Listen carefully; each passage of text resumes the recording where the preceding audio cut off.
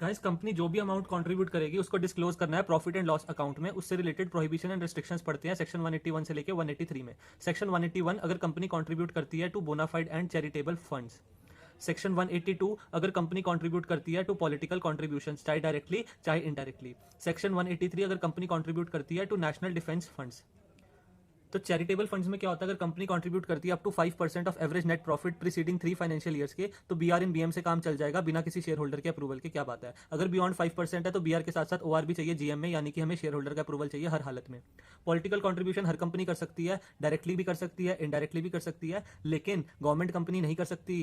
And अगर company जिसको आया है अभी 3 साल से कम हुए हैं, existence is less than 3 years, नहीं कर सकती। दिल खोल के कर सकती है, कोई लिमिट नहीं है इस पे। Plus board resolution in board meeting चाहिए सिर्फ और सिर्फ। नेशनल डिफेंस फंड में भी कोई लिमिट नहीं है, दिल खोल के इन्वेस्ट कर सकते हो आइदर बीआर इन बीएम या फिर ओआर इन जीएम से। हर कंपनी कर सकती है इन्वेस्ट, कितना अमाउंट इन्वेस्ट कर सकती है उतना अमाउंट इन्वेस्ट कर सकती है जितना it thinks fit. Additional penalty 181 और 183 में लगती है सेक्शन 450 वाली, 182 में लगती है बेसिक पेनल्टी। 183 में और 181 में एडिशनल पेनल्टी जो लगती है वो है 10,000 plus 1,000 for every day till default continues. और बेसिक पेनल्टी 181 183 की नील है। 182 की बेसिक पेनल्टी है, फाइन लगेगा कंपनी को भी और ऑफिसर इन डिफॉल्ट को भी 5 टाइम्स ऑफ अमाउंट कॉन्ट्रीब्यूटेड, और इंप्रिजनमेंट हो सकती है 6 मंथ्स तक की। That's about 181 section till 183। Section 184 आता है जो disclosure of interest by director के रिगार्डिंग बात करता है। तो जो इंटरेस्टेड डायरेक्टर होता है he is not allowed to sit in the meeting. अब क्वेश्चन ये आता है कि इंटरेस्टेड का मतलब क्या है। इंटरेस्टेड का मतलब है या तो वो होल्ड करता है directly indirectly more than 2% of share holding of that body corporate, या फिर वो क्या करता है, या तो वो प्रमोटर है, या फिर वो मैनेजर है, सीईओ है ऑफ दैट बॉडी कॉर्पोरेट, या फिर वो ओनर है, मेंबर है, पार्टनर है किसी भी फर्म का या किसी भी एंटिटी का, तो वो इंटरेस्टेड है।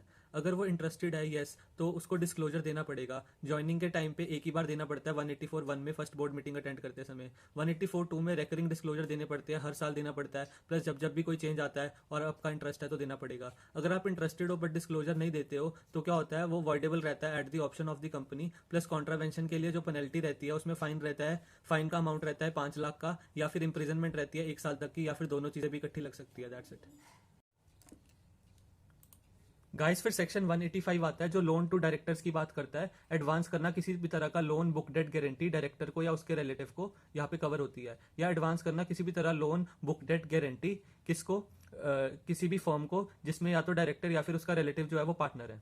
लेकिन जो ये सेक्शन है, मान लो आपने कोई फ्लैट बेचा क्रेडिट सेल पे, रेंट किया रेजिडेंशियल अकोमोडेशन, या फिर आपने सैलरी एडवांस में दे दी, इसको लोन नहीं माना, यानी 185 में कवर नहीं होगा। फिर सेक्शन 186 आता है, आप लोन एंड इन्वेस्टमेंट दे रही है कंपनी, किसको दे रही है, अदर्स को दे रही है, यानी अदर देन डायरेक्टर्स, क्योंकि डायरेक्टर्स को तो हमने 185 में स्टडी कर लिया, बाकी अब हम स्टडी करेंगे 186 सेक्शन में।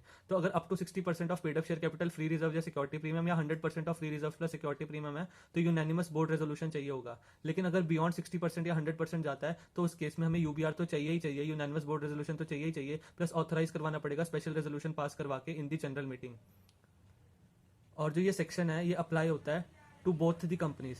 बोथ कंपनीज कौन कौन सी होती है, प्राइवेट कंपनी को भी अप्लाई होता है ये सेक्शन, और पब्लिक कंपनी को भी ये सेक्शन होता है अप्लाई। लेकिन वो कंपनी जिसका काम ही इन्वेस्टमेंट का है, जैसे कि एनबीएफसी होगी, इंश्योरेंस कंपनी होगी, बैंकिंग कंपनी होगी, उस कंपनीज पे ये सेक्शन नहीं लगता जो इन्वेस्टमेंट कंपनीज ही है खुद में ही। एनबीएफसी हो गया, बैंकिंग हो गया, इंश्योरेंस हो गया। बट जो ये सेक्शन है, ये सेक्शन आने से पहले आपकी जितनी भी लेयरिंग्स थी वो आपको डिस्क्लोज करनी है आरओसी को 150 डेज के अंदर अंदर। और इस सेक्शन आने के बाद आप इनको ये कहते हो प्रॉमिस करके कि आप किसी एक भी लेयरिंग जो है वो फर्दर एडअप नहीं करोगे वंस ये सेक्शन जब अप्लाई हो जाता है।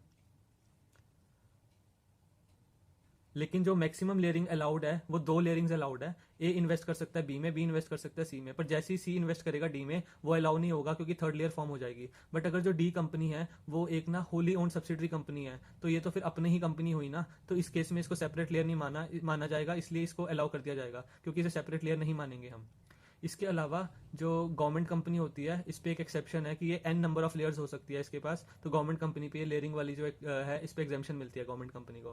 प्लस जो सेक्शन 186 है इसमें रजिस्टर बनाना पड़ता है इस लोन का, जिसके जो पॉइंट्स है वर्डिंग्स है बिल्कुल सेम है जो सेक्शन 189 है, टोटली रजिस्टर से रिलेटेड है, हम उसमें स्टडी कर लेंगे क्योंकि बिल्कुल सेम वर्डिंग्स है दोनों सेक्शन की।